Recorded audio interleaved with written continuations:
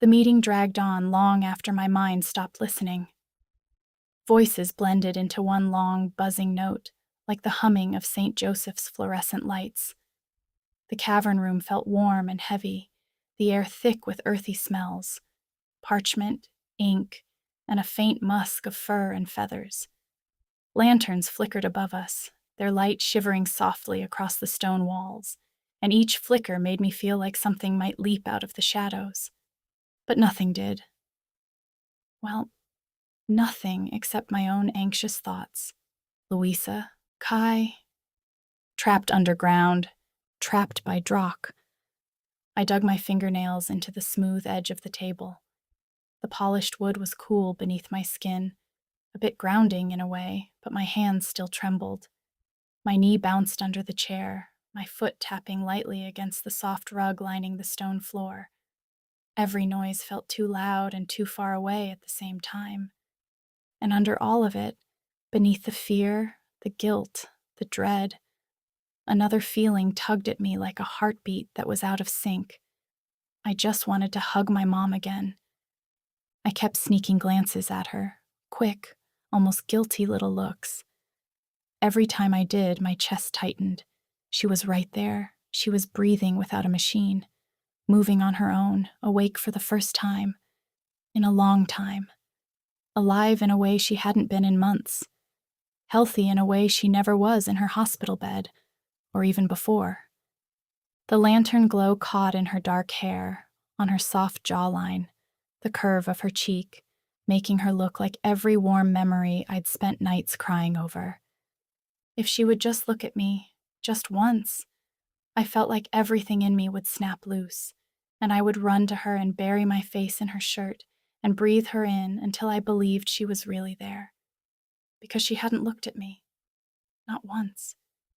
She was calm, sort of elegant, listening intently to a debate about trade routes and berry shortages, as if her own daughter's life wasn't hanging in the balance.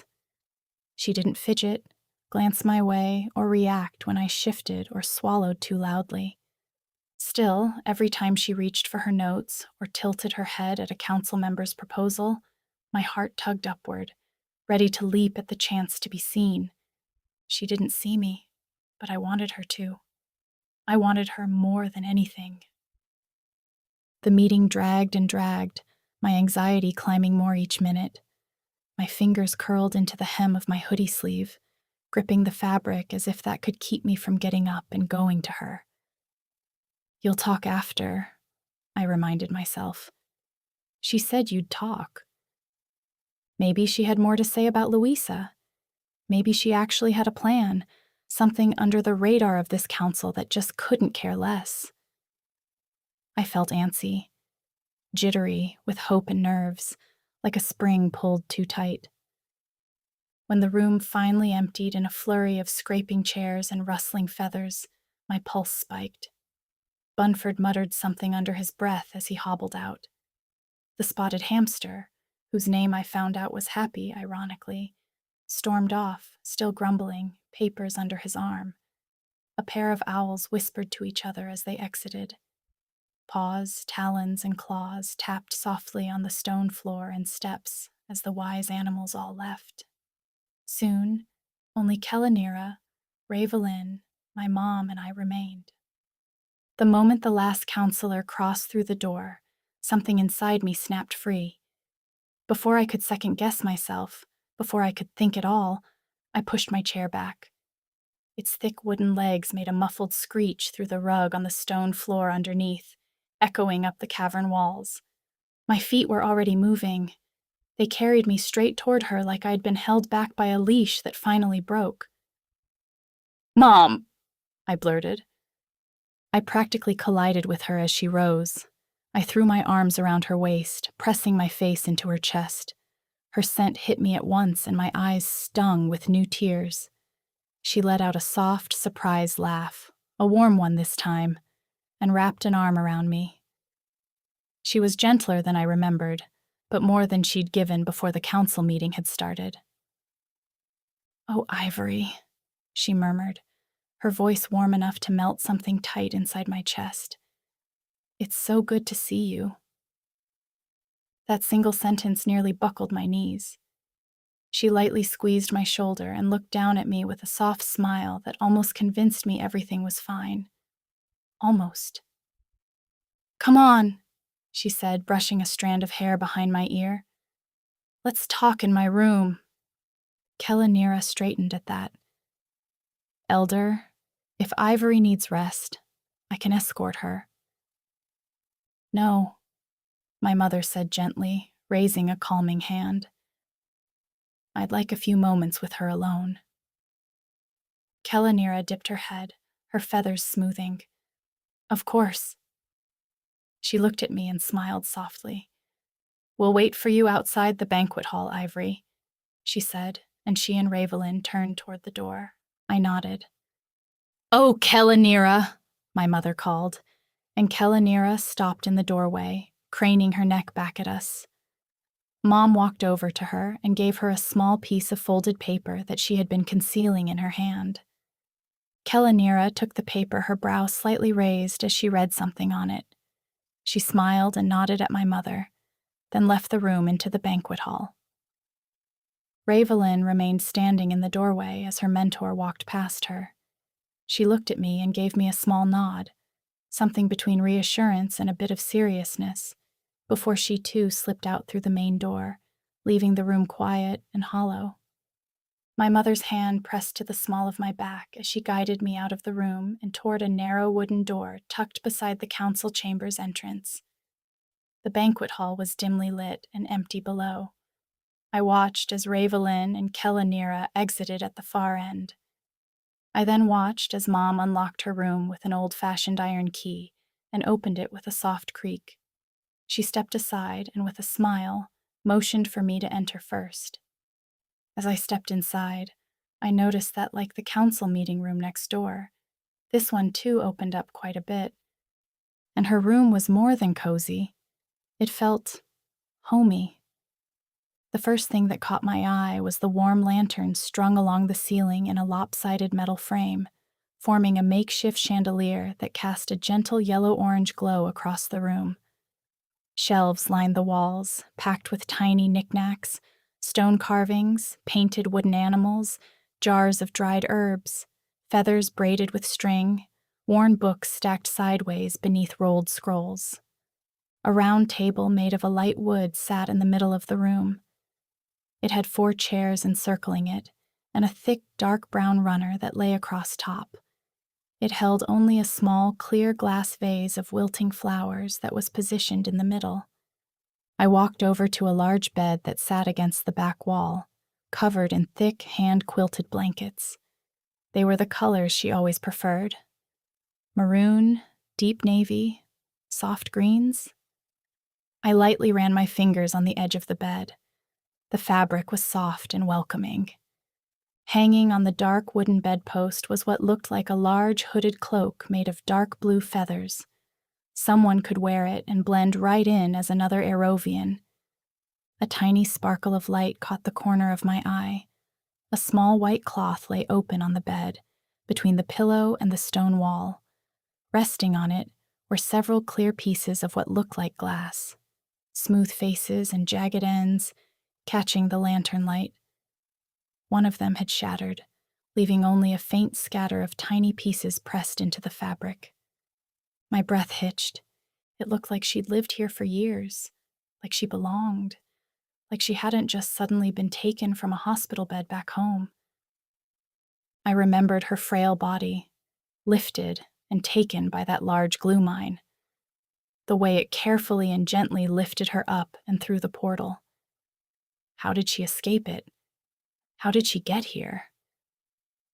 I tried not to think about the million questions swirling in my head as I continued to take in her living space. I noticed the large map hanging from the wall beside the bed, a little smaller than the one in the council chamber, and seemingly older too. Its ink faded a bit, and the edges curled. Except for a dark circle, seemingly fresh ink, marked a clearing deep within the great forest. The ink wasn't faded like the rest of the map. I leaned against the edge of the bed, toward the map, squinting. Names sprawled across the old parchment. The great forest across a large section that covered most of southern Noctavir, Floria west of there, Marshing to the east, Oron near the western edge, and Viridal further south, below the forest's large region. Erovia and the tundral hollow were marked close to the center, and connected to the northern end here, positioned on top of Erovia, was Mount Crystalis. It too had a freshly inked dark circle. My fingers hovered inches from the circle around Mount Crystalis. "What's this?" I murmured. She stepped up beside me, brushing her fingertips lightly along the map's edge, avoiding the circles entirely. "Noctavir," she said softly, gesturing at the vast, intricate landscape. "Amazing, isn't it? A world full of creatures who think, feel, and live just as richly as we do. It's incredible." Her voice was warm, almost dreamy. "But also fragile," she added. I swallowed hard. Her tone made it seem like she was avoiding something, or circling something. I tore my gaze from the map and looked at her. Really looked. Her smile was soft. Her eyes were gentle. Her posture relaxed. But something beneath all that warmth felt different. More controlled, maybe? Still, the hope swelling in me was stronger than my doubts. So I took a breath and stepped closer. "Mom," I whispered, "we have to figure out how to rescue Louisa. We have to get her back. We need to figure out how to get home." Her expression stayed tender, but her didn't deepen or soften the way they used to when she sensed panic in my voice. Still, I kept going. "We don't have time to wait for the scouts," I said, the words spilling out fast. "We have to go tonight. It can be just the two of us. You're better now, you're strong, and if Louisa made it there, then we can too. We can sneak past the Nocturnes. I've done it before. We can—" "Ivory," she murmured gently. But I couldn't stop, not now. And after we find her, and Kai, maybe if we leave Noctavir, the void wall will weaken or shrink or disappear. The Nocturnes will stop hurting people.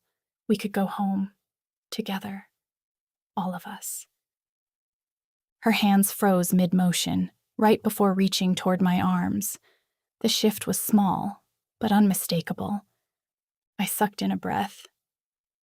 "Sweetie," she said slowly, deliberately, "just wait a minute." "We can't wait," I pushed, voice cracking, my tears forming without restraint. "If we don't do something tonight, then Drock will—" "Ivory, stop." She didn't raise her voice, not yet. But the firmness, like a door shutting, was enough to ice my stomach. "She'll be gone," I whispered, shaking my head, the tears spilling before I could stop them. Her jaw tightened. The warmth drained slightly from her tone, replaced with something strained. It was carefully constructed, like she was choosing each word with tweezers. "Ivory," she said, softer and lower now. "I understand how afraid you are. Truly I do. But going tonight is not an option. We can't risk it." The words hit like cold water. My brow furrowed on its own. "Risk what?" I demanded. "What else is there to risk? Louise has already been taken. Kai too. The Nocturnes are going to kill them, and you're telling me we're supposed to just sit here?" "Ivory—" "No!" My voice cracked like something snapping inside me. "Drock told me that he believes killing a human will stop the void, and now he has one. My little sister, your daughter." "Ivory, enough." Her voice cut like a blade, not loud, but sharp enough to stop the air in my lungs. For a heartbeat, everything in the room went still. The lanterns flickered. The shadows trembled. A cold draft snaked across the back of my neck. She exhaled slowly, like she was reeling herself back in. When she spoke again, her tone was soft, but wrong. Too soft. Too smooth. Not like her at all. Ivory, we must wait for the scouts. No. I interrupt her again, shaking my head, my breath now quivering with every word. Don't you get it? If we wait for the scouts, it'll be too late. A flicker, barely a twitch, but something in her eyes shifted. Not with fear, not with motherly outrage, but a kind of recognition. Sweetheart, calm down, she said quietly. You don't know that. Yes, I do, I spat back, tears streaking down my face. You didn't hear the things Drock said? He hates humans, he hates us, and you're telling me to calm down? Her lips pressed into a thin line. Her fingers curled slightly, as if resisting the urge to reach for me or push me away. I couldn't tell which. We must be smart and careful about this, she said, voice rising but still too controlled. The scouts will bring back information. Then we'll have a plan, a safe plan, one with the least casualties possible. Casualties? I echoed, disgust curling in my throat. She's not a number on a report. She's your own damn child. A tremor ran through her, small, but impossible to miss. Her eyes seemed to soften for half a heartbeat, then they hardened again. Ivory, she said firmly, do not speak to me like... How else am I supposed to speak to you? I shot back. You and the council are treating her like she's just some random kid who wandered off. She and Kai saved my life, and the Elder won't even consider... Enough! The words slammed through the room like thunder. The lantern flames quivered at the sound. It felt like my heart stopped. She had never yelled at me like that. Not once. Not even in her worst days, sick at home. Not even when I'd done the stupidest things as a little kid. I could almost feel a hum like the void in my chest. Something about this pierced straight through her. She stood very still. Her shoulders seemed rigid. Her eyes felt bright, not with tears, but with an intensity that didn't belong to the woman who raised me. Her voice, when she finally spoke again, was low and trembling, but not with sadness, with barely contained control. Ivory, she said, I will not lose you too. That sentence landed wrong, like a melody played in the wrong key. I swallowed hard. Two? I whispered. The word rang between us, louder than her shout. My voice came out sharper than I meant. What do you mean, two? Her eyes flicked away for a second, a tiny, guilty glance toward the faded map. Then back. It's late, she said softly, dodging. You're still healing. You need rest. So that's it? My throat burned. You've already given up? Without even trying? You'll just let your daughter die like that? Her jaw clenched again. This time, tears actually gathered at the corners of her eyes. She turned away and crossed to the bed, sitting on the edge as if her legs might give out. Her fingers gently brushed the broken glass shards that lay on the cloth on her bed. She then slowly lifted the cloth and gently folded it up, taking her time, like she was thinking of what to say to me next. When she spoke, her voice was quieter, but every word landed heavy. The Nocturne's Keep is not a simple camp in a meadow, she said. Those caverns were once old mining shafts. The original builders dug them with a single main entrance and a single main exit. The second access shaft they planned was never finished. Her voice faltered a bit. There is only one way in and one way out, she finished. She stared down at her hands. From what our scouts have seen and what we know, from the records, the Nocturnes have taken control of that main access.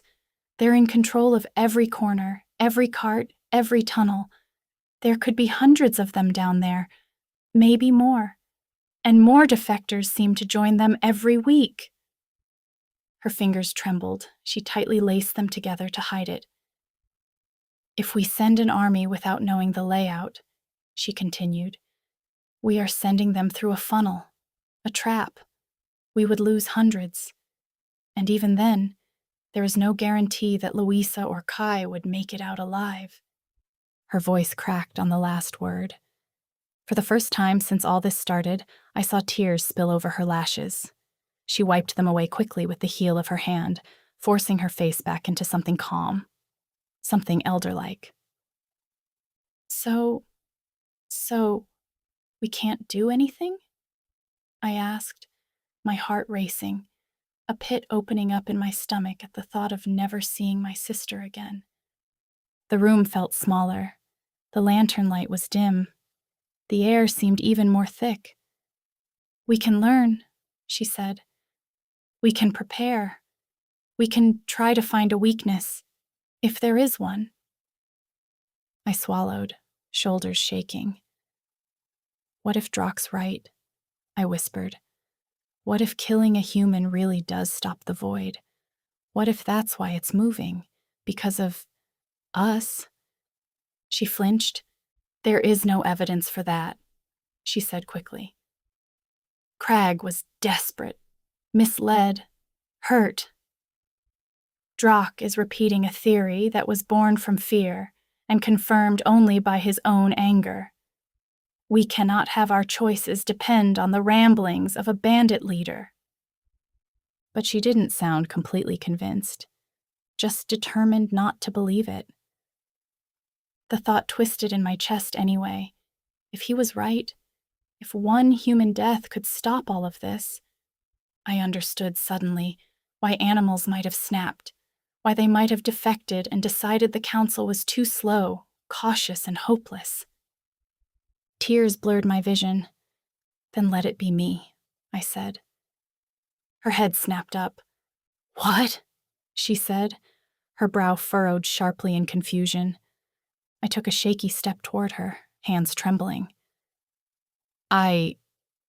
If Drock thinks killing a human is the answer, then let him have me instead. Trade me for Louisa. You can bargain with him. You're the elder. No.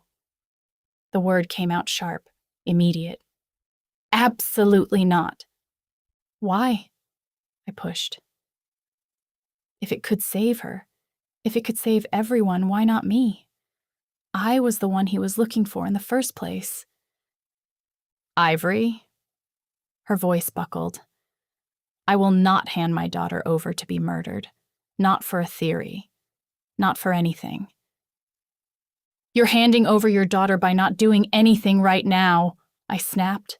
The words hung between us, ugly and true. She squeezed her eyes shut and breathed in slowly. When she opened them again, they glistened, but her face had hardened. There are no good choices left, she whispered. Only ones that cost less than others. I am trying to choose the path that doesn't destroy what's left of Noctavir. Her gaze slid away into space. You must rest, she said. We will talk more tomorrow. Perhaps the scouts will find something. A miracle, maybe. She didn't say anything else, but I heard it that way anyway. Silence pressed in around us. For the first time since she'd appeared in the council chamber, I felt far from her, like an entire world wedged between us, even though we stood only a few feet apart. I took a small step backward. So, there's really nothing we can do, I said, sniffling. Nothing at all. She hesitated, then nodded once. Not without risking everything. I chewed the inside of my cheek, trying to hold myself together. Oh, okay, I managed. It didn't feel okay. It felt like giving up. She stared at the floor, then looked up with a weary smile that didn't reach her eyes. Good night, girlie. No hug, no kiss on my forehead, no, I'll come check on you later. Just good night, like this was any other day.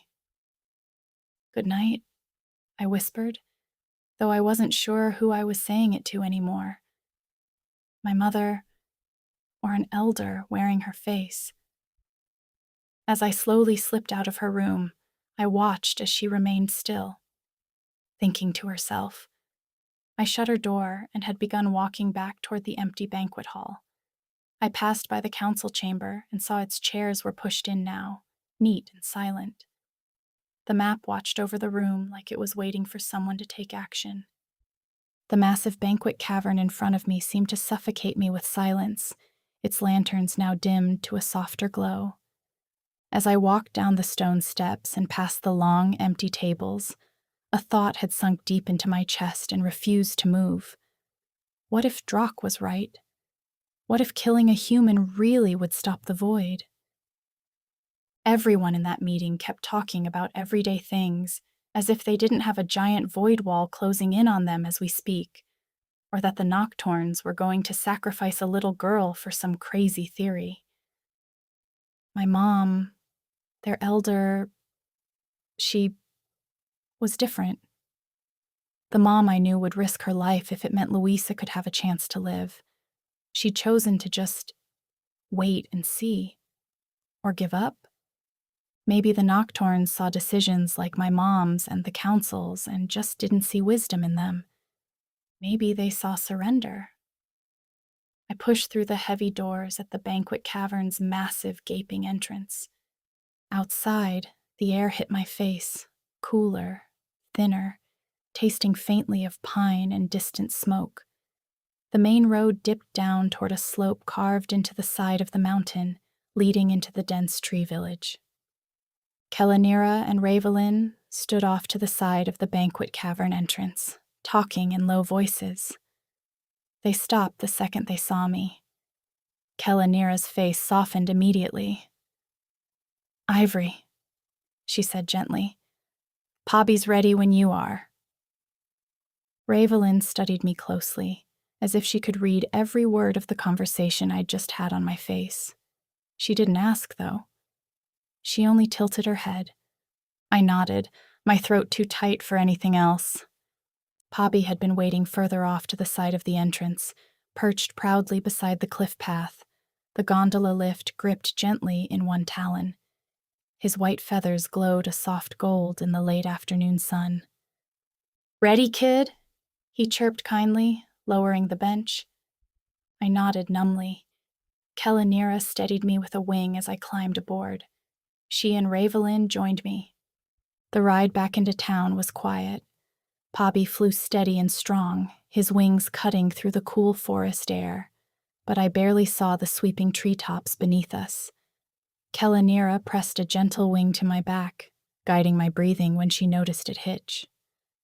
As we landed outside the treetop inn, Pobby helped the three of us out, and after his forcefully cheerful and scripted "IOA, Albatross over Aerovia, always at your service," he launched back into the trees with the empty gondola swaying in his clutches. Kellanira stepped closer, her voice soft and hesitant. "Ivory, I know today was difficult, but you must trust the elder. The Tundral Hollow is too dangerous, for all of us, even her." I swallowed hard, staring up at the spiral staircase wrapping the massive trunk, the cottage-like homes climbing into the branches. Trust the elder. Trust my mother. I didn't answer her. I couldn't. Kellanira dipped her head respectfully and spread her wings. "Rest well, Ivory. We will do everything we can." The words felt thin. I must go, but Ravelin will help you get situated here. Go on inside. Then she quickly took off and vanished into the canopy above. Inside the treetop inn, warmth enveloped me at once. The lobby buzzed. Small animals climbing stairs, lanterns swinging gently, the scent of cinnamon and bread drifting from kitchens. A large chipmunk stood on a tall stool behind the counter, puffed up importantly as he flipped through a heavy guest ledger. When he spotted me, he stiffened. "Oh, uh, hello there," he stammered, a bit shocked. "Welcome to the Treetop Inn. Our rooms are very full tonight, so you'll have to share." My shoulders sagged.